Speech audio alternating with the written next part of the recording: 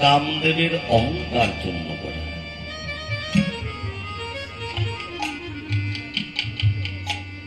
এই কামদেবের 5টি বাণ ছিল, তার মধ্যে শ্রেষ্ঠ বাণ হল মদন বাণ। এই মদন বাণ তিনি যার উপর মারতেন তাকেই তিনি জয় করতেন।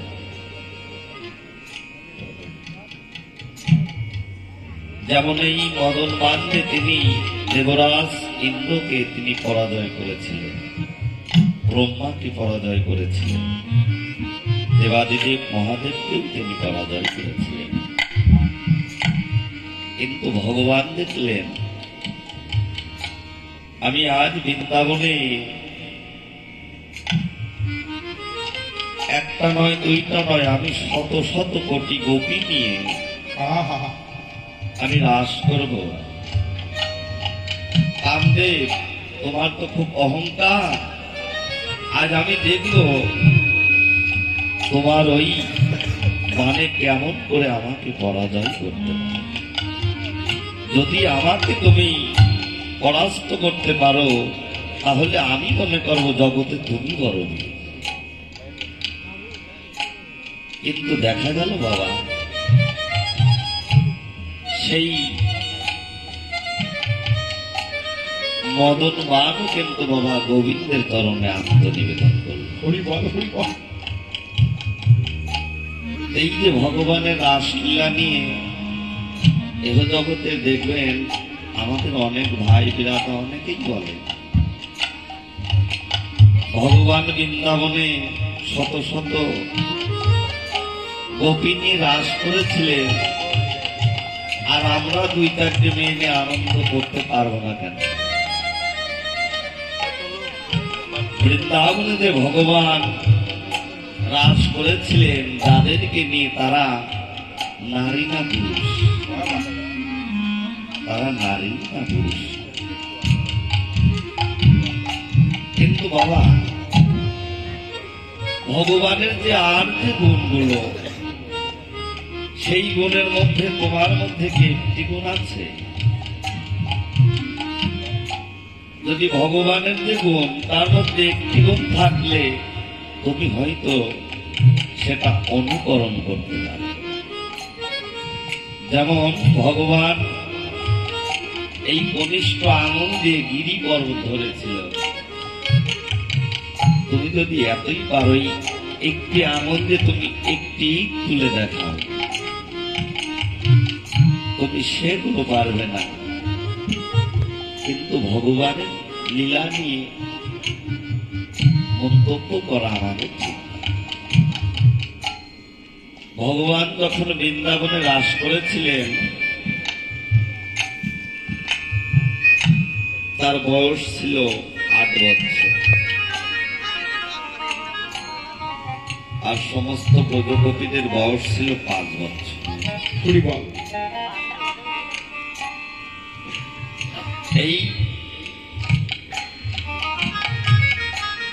এই রাস, এই মহারাস লীলার যে অমৃত কথা,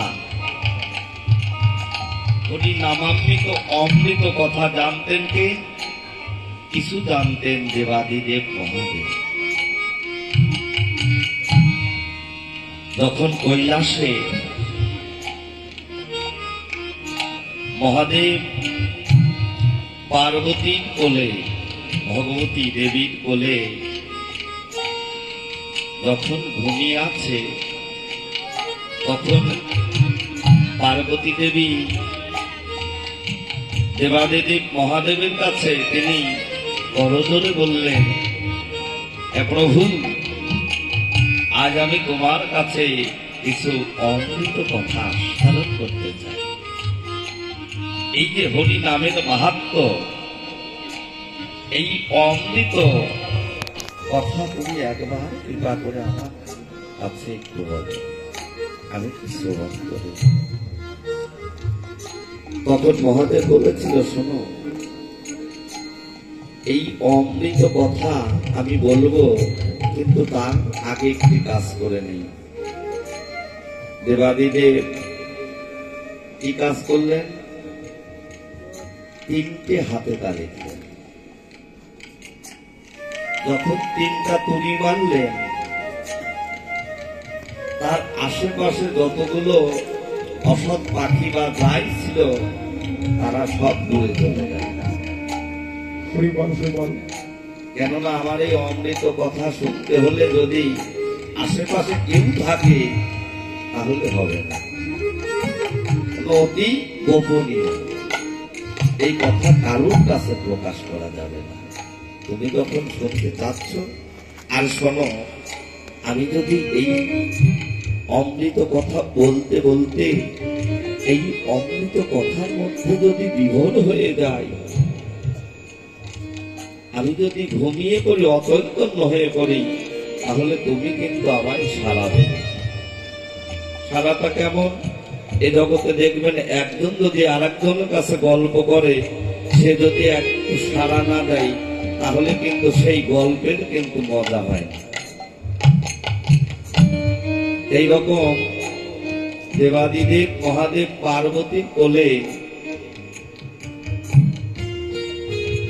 মাথা রেখে যখন হরিনাম অমৃত কথা প্রকাশ করছে, আর ভগবতী দেবী শ্রবণ করছে, আর মাঝে মাঝে হো হো হো এইভাবে সাড়া দিতে দিতে আমার মহাদেব কখন যেন ওই হরি নামের মধ্যে অচৈতন্য হয়ে গিয়েছে। আর এদিকে দেব পার্বতী দেবী ওই হরি নামামৃত সুধা আস্বাদন করতে করতে কখন যেন ঘুমিয়ে পড়েছে। এদিকে ওই কৈলাসের পাথরের তলে একটি ডিম ছিল, সেই ডিমটা হলো সুখ পাখি। ওই ডিমটা তখন প্রস্ফুটিত হয়ে সেখান থেকে সুখ পাখি নামে পরিচিত হয়ে তিনি একটি বৃক্ষের ডালে বসে আমার ওই মহাদেবের অমৃত কথা আস্বাদন করছে। আর দেখছে আমার পার্বতী দেবী তো ঘুমিয়ে গেছে, আমি যদি সাড়া না দেই তাহলে এই অমৃত কথা আমি শুনতে পারব না। তখন ওই শোক পাখি ওই ডালে বসে মহাদেবের কথা শ্রবণ করছে আর মাঝে মধ্যে সাড়া দিচ্ছে। এই রকম মহাদেব বলতে বলতে কখন যেন চৈতন্য জ্ঞান ফিরে পেলেন। তখন দেখতে পেলেন, হায় হায়, আমি যে হরি নামামৃত কথা আমি যে বলছি, আমার পার্বতী তো ঘুমিয়ে গিয়েছে, তাহলে এই সারাটা দিচ্ছে কে? তিনি ধ্যান যোগে দেখতে পেলেন সুখ পাখি ওই ডালে বসে এই হরি নামামৃত কথা আস্বাদন করছে। তখন মহাদেব কি করলেন? ত্রিশূলকে ভেদ করলেন। যখন ত্রিশূল ভেদ করলে আগে আগে ওই সুখ পাখি যাচ্ছে, আর পিছু পিছু ওই ত্রিশূল যাচ্ছে। যেতে যেতে দেখে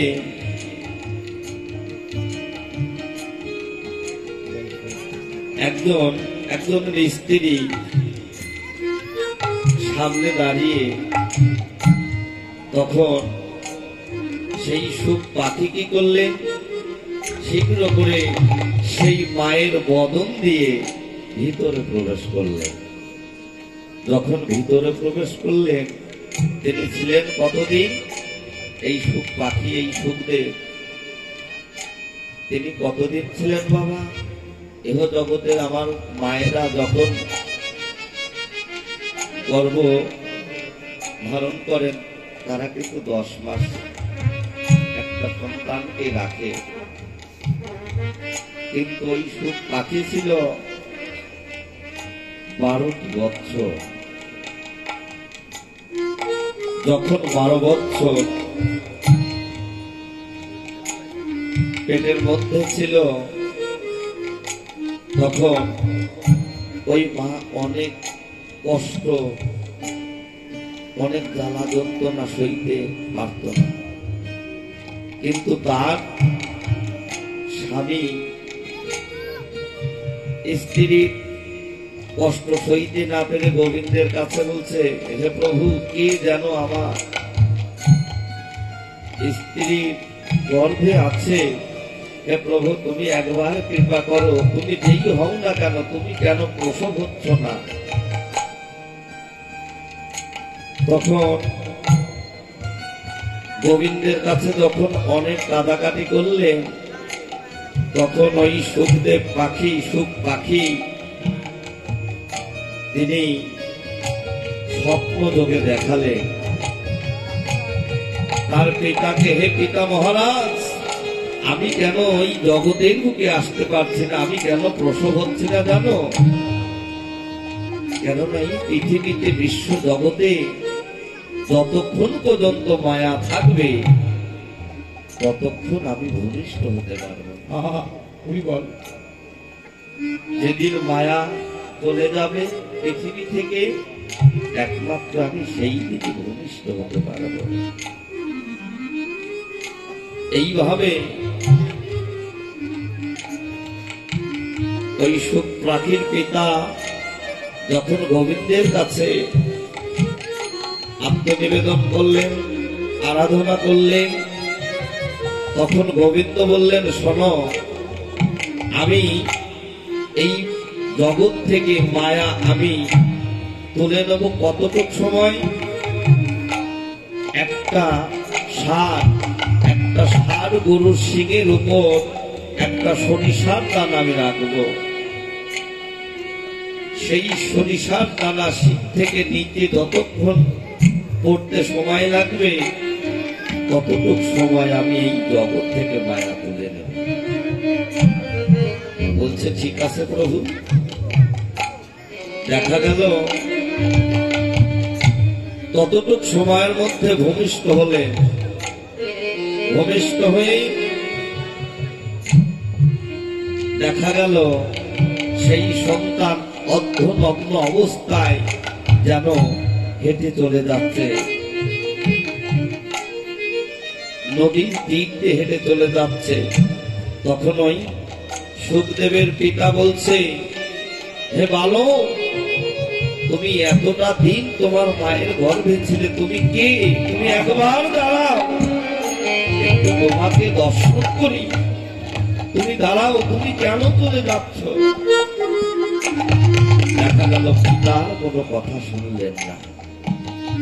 এইভাবে যখন হেঁটে হেঁটে যাচ্ছে, পিতা মহারাজ দেখলেন, যখন ওই সুখ পাখি সুখদেব হেঁটে যাচ্ছে, দেখা গেল কিছু ব্রজ রমণীগণ অর্ধনগ্ন অবস্থায়, হালকা বসন আছে, তারা যমুনায় জলবিল করছে। যখন ওই 13 বছরে ছেলেটাকে দেখলেন উলঙ্গ অবস্থা, তখন ওই ব্রজগোপীরা কি করলেন, তাদের দেহে যে হালকা বসন ছিল, তারা সেই বসনটুকু পরিত্যাগ করে দিলেন। আবার যখন ওই সুখদেবের পিতা কি দেখলেন, তারা আবার অঙ্গে বসন দিয়ে ঢেকে দিলেন। তখন সুখদেবের পিতা বলছে, হে ব্রজরমণীগণ, তোমরা আমার সন্তান, তাকে দেখে তোমরা লজ্জা নিবারণ করলে না, কিন্তু তোমরা আমায় দেখে কেন তোমরা তোমাদের অঙ্গে বসন দিলে? তখন ব্রজগোপীরা বললেন, শোনো, তোমার মধ্যে এখনো লজ্জা, ঘৃণা, ভয় রয়েছে, মায়া রয়েছে, তাই তো তোমাকে দেখে আমরা আবার অঙ্গে বসন দিলাম। কিন্তু তোমার সন্তানের মধ্যে, তার মধ্যে কোনো মায়া, লজ্জা, ঘৃণা, আমরা আমাদের অঙ্গের বসন খুলে রাখলাম। এইভাবে 7 রাত 7 দিন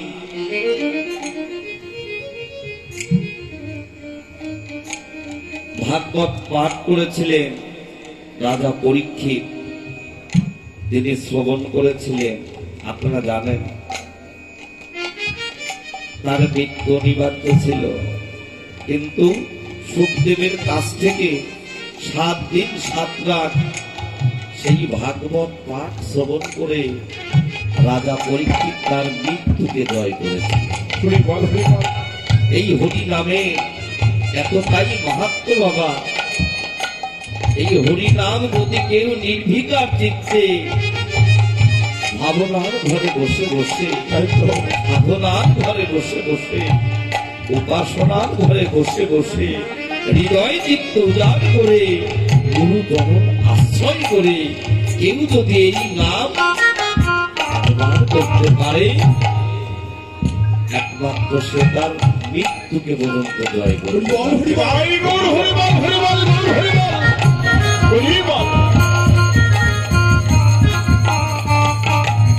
কেননা 7,000 বালকিন্নি মণি এই রাসে ছিলেন। এই রাসে ছিলেন কেন? তারা কিন্তু এক সময় মানুষ ছিলেন। যেদিন মহাদেবের সঙ্গে পার্বতী দেবীর বিয়ে হয়, কিন্তু ওই বিয়ে করাইছিলেন কে? ব্রহ্মাদেব। ব্রহ্মই পার্বতী রূপ দর্শন করে কিন্তু ব্রহ্মাদেবের রতি টলে গিয়েছিল। তখন ব্রহ্মাদেব কি করেছিল? ওই বিয়ের আসর থেকে উঠে সেই রতিটা ধরে ওই বালুর মধ্যে রেখে দিয়ে এসেছিল। তো ওই রতির মধ্যে 60,000 বালকিন্নি মণি তারাও গোবিন্দের কাছে আরাধনা করেছিল, হে গোবিন্দ, আমাদের উদ্ধারের গতি কি?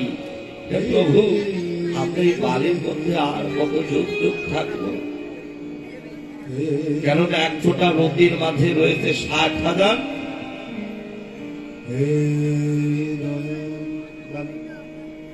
1 ফোঁটা নদীর মাঝে রয়েছে 22,60,000 অনুকি।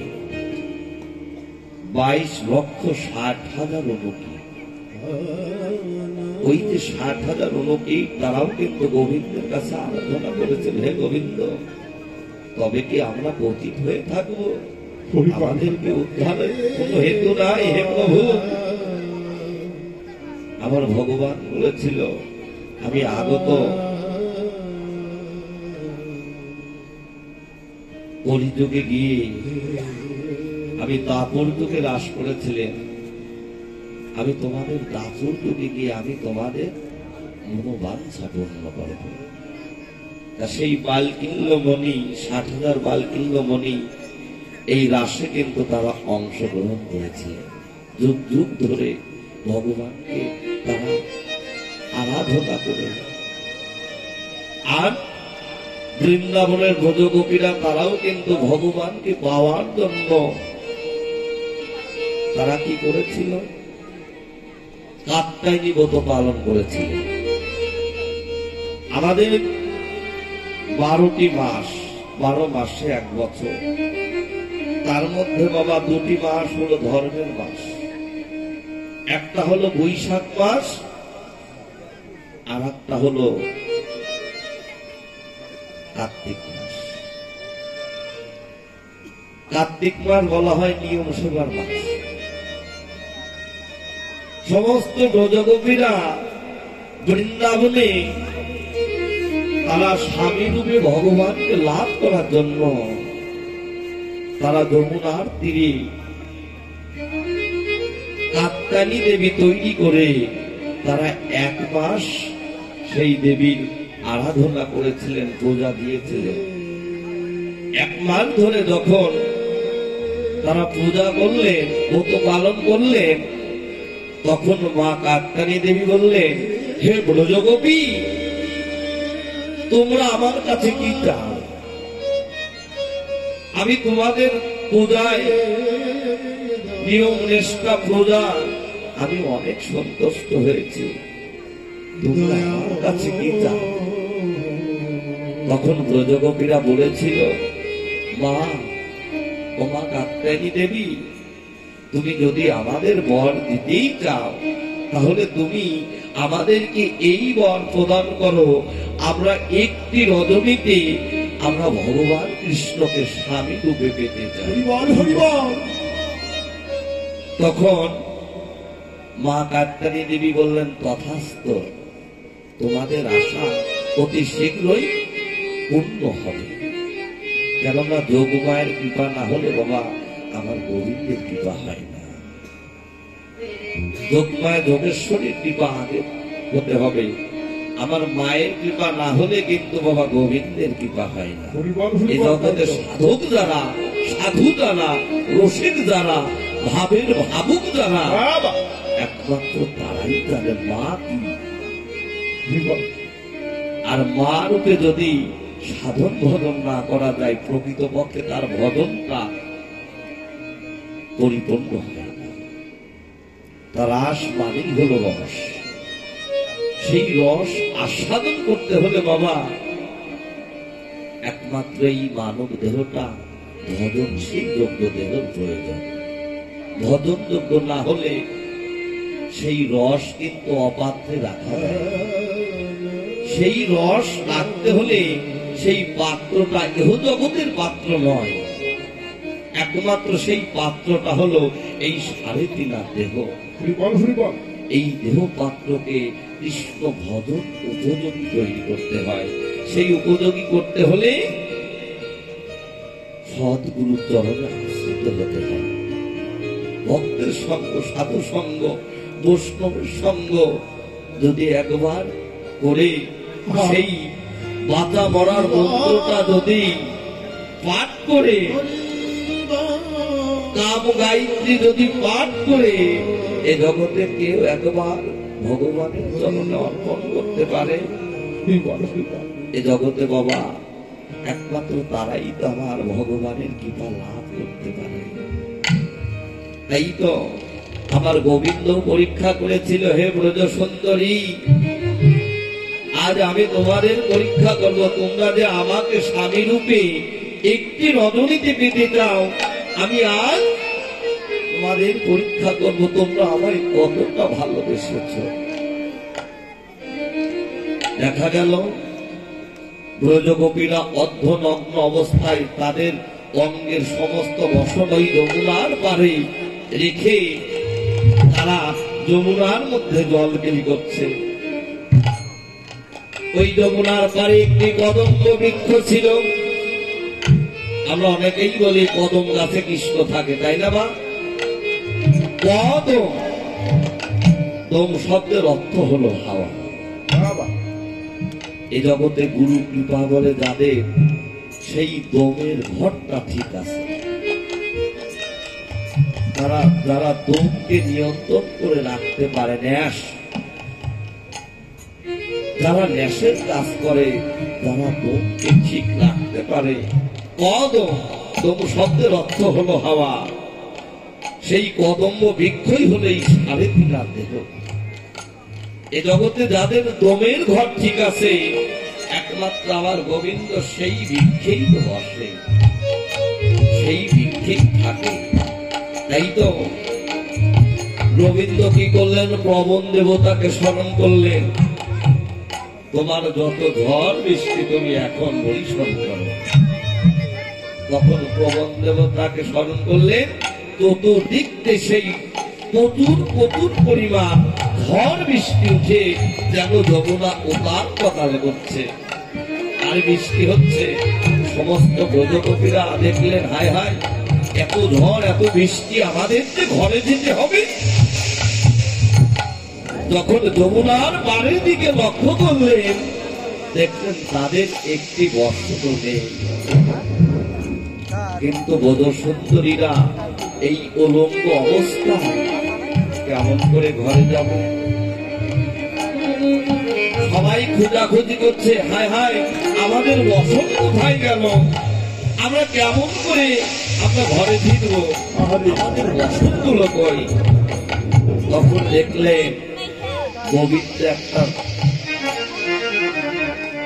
একটা রূপ ধারণ করে, একটা ছেলে রূপ ধারণ করে ওই কদম্ব বৃক্ষের ডালে বসে আছে। সমস্ত ব্রজগোপীর বসনগুলো আমার গোবিন্দের চরণে ঝুলছে। আর ব্রজগোপী দেখলেন দুটি চরণ যেন ওই যমুনার জলে ভাসছে। তখন লক্ষ্য করে দেখলেন একটি কালো সুরা বসে আছে। তখন ব্রজগোপীরা চিনতে না পেরে আমার ভগবানকে অনেক গালাগালি করলেন। লম্পট, চতুরের শিরোমণি, তোমার কি ঘরে মা বোন নেই? তোমার এতবার শ্রদ্ধা, তুমি আমাদের বসন গুলো রেখেছ, শীঘ্র করে দিয়ে দাও। ব্রজগোপীদের মনে যত ক্ষোভ ছিল, মনে যা এলো তাই গোবিন্দের কাছে বকাবকি করলেন, গোবিন্দকে যা তা করে গালাগালি করলেন। প্রবঞ্চক, লম্পট, চতুরের শিরোমণি। তখন ভগবান বলল, এক মাস ধরে আমার ব্রত পালন করলে আমাকে পাওয়ার জন্য, এই মাত্রই তোমরা আমাকে ভুলে গিয়েছ, এই মাত্রই তোমরা আমাকে ভুলে গিয়েছ। তখন ব্রজগোপীরা কি করলেন? ভগবানকে চিনতে না পেরে তখন ব্রজগোপীরা বললেন, হায় হায়, আমরা যাকে পাওয়ার জন্য এক মাস ধরে ব্রত পালন করলো, আমাদের সবই বৃথা হয়ে গেল। তখন ব্রজগোপীরা কি করলেন? এক হস্ত দিয়ে লজ্জা নিবারণ করলেন, আর একটি হস্ত বাড়িয়ে দিয়ে বলছে, হে গোবিন্দ, আমরা তোমায় চিনতে পারি নাই, তুমি একবার কৃপা করে আমাদের বসন গুলো দিয়ে দাও। তখন গোবিন্দ বললেন, শোনো ব্রজগোপী, আমি তোমাদের বসন দিয়ে দেব, কিন্তু তোমাদের আশা পূর্ণ হবে না। কেন হবে না? তোমাদের মধ্যে লজ্জা, ঘৃণা, ভয় এখনো তোমাদের দেহে রয়েছে। তোমাদের বসন তোমরা নিয়ে যাও, কিন্তু তোমাদের আশা পূর্ণ হবে না। ব্রজগোপীরা দেখলেন, যার কৃপা বলে এই দেহ পেয়েছি, এই দেহ আমাদের কিসের লজ্জা, কিসের ভয়, কিসের ঘৃণা, যার করুণা বলে এমন দেহ পেয়েছি, আমাদের আর কিসের ভয়। তখন সমস্ত ব্রজগোপীরা উত্তোলন করলেন, গোবিন্দ চরণে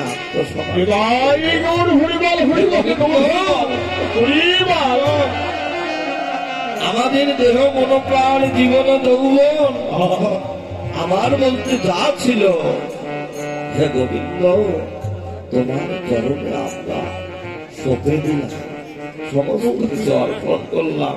হে গোবিন্দ, তুমি একবার কৃপা করে আমাদের আশা পূর্ণ করো। গোবিন্দ বললেন, তথাস্তু। দেখেছেন বাবা, ভগবানকে লাভ করতে হলে কত কিছু করতে হয়, ত্যাগ স্বীকার করতে হয়। ভক্তি যার কৃষ্ণ তার সর্বশাস্ত্রে কয়, ভক্তি না থাকলে কৃষ্ণ দেখিলেই কি বাবা। এটা হলো ভক্তির ঘরের জিনিস, সেটা অর্জন করতে হয় বাবা। তাহলে আপনি ভক্ত কোনদিন ভগবানকে খোঁজে না। ভক্ত যারা এই জগতে, আমার ভগবানের শুদ্ধ ভক্ত যারা, তারা কোনদিন ভগবানকে চায় না। কিন্তু আমার ভগবান ভক্তের সঙ্গ লাভ করবার লাগে তিনি ভক্ত রূপে নদীয়ার মাঝে আসেন। কেননা ভক্তদের চাওয়া পাওয়া, কোথায় গেলে বৈষ্ণবের সঙ্গ পাবো, কোথায় গেলে হরি কথা, কৃষ্ণ কথা শ্রবণ করতে পারবো। হে প্রভু, তোমার কৃপা পাই বা না পাই, তোমার দেখা পাই বা না পাই, হে প্রভু, যতদিন যেন আমার এই মানব দেহে আয়ু বেলা থাকে, আয়ুসূর্য থাকে আমি ততটুক সময় যেন তোমার ভক্তের সঙ্গ করতে পারি, তোমার সাধুগুরু বৈষ্ণবের সঙ্গ